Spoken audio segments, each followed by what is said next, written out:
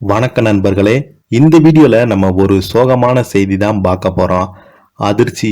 அடுத்தடுத்து மாரடைப்பால் மரணம். நடிகர் அருள்மணி அவர்கள் திடீரென காலமாகியிருக்காங்க. என்னதான் நடக்கிறது?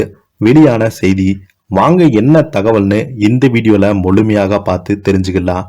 அதுக்கு முன்னாடி நம்ம சேனலை சப்ஸ்கிரைப் பண்ணாதவங்கெல்லாம் சப்ஸ்கிரைப் பண்ணிக்கோங்க. பெல் பட்டன் சிம்பல் அமைக்கி நம்ம சேனலோட நோட்டிபிகேஷனை எனபிள் பண்ணிக்கோங்க. நாங்கள் போடுற வீடியோ பார்த்தீங்கன்னா உங்களுக்கு உடனுக்குடனே வந்து சேருவோம். தமிழ் சினிமாவில் தொடர்ந்து பிரபலங்கள் மாரடைப்பு ஏற்பட்டு உயிரிழந்து வருவது ரசிகர்களையும் திரையுலகரையும் அதிர்ச்சியில் ஆழ்த்தியுள்ளது. சமீபத்தில் தான் லொல்லு சபா ஜேசு அவர்கள் மற்றும் வில்ல நடிகர் டேனியல் பாலாஜி அவர்கள் உள்ளிட்டோர் மாரடைப்பால் உயிரிழந்தது ஒட்டுமொத்த திரையுலகையும் அதிர்ச்சியடைய வைத்துள்ளது.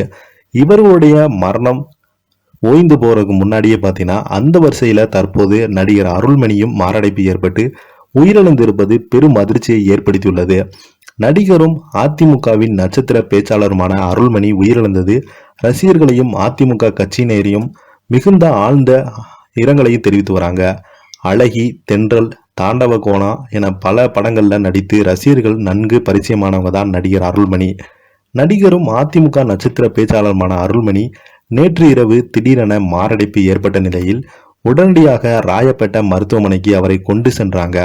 ஆனால் சிகிச்சை பலனளிக்காமல் அவரது உயிர் பிரிந்து விட்டதாக மருத்துவர்கள் தெரிவித்தது அவரது குடும்பத்தினரையும் மற்றும் அதிமுக தொண்டர்களையும் பெரும் சோகத்தில் ஆழ்த்தியுள்ளது. குணச்சித்திர நடிகராகவும் சினிமாவில் கவனம் ஈர்த்தவர் தான் அருள்மணி.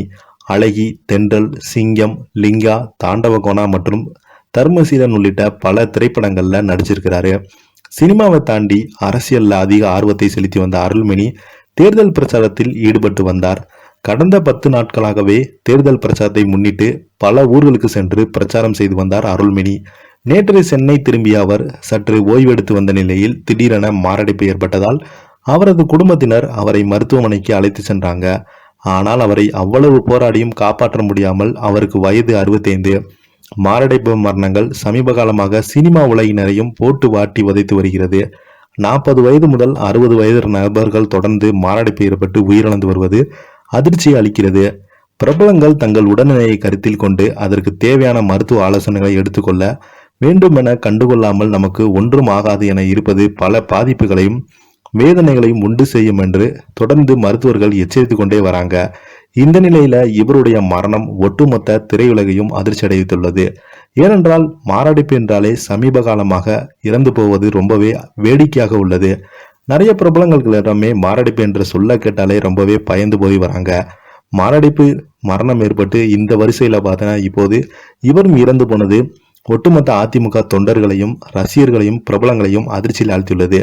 இதை பத்தி நீங்க என்ன நினைக்கிறீங்க? கீழே உள்ள கமெண்ட் பாக்ஸ்ல மறக்காம பதிவிடுங்க. நன்றி, வணக்கம்.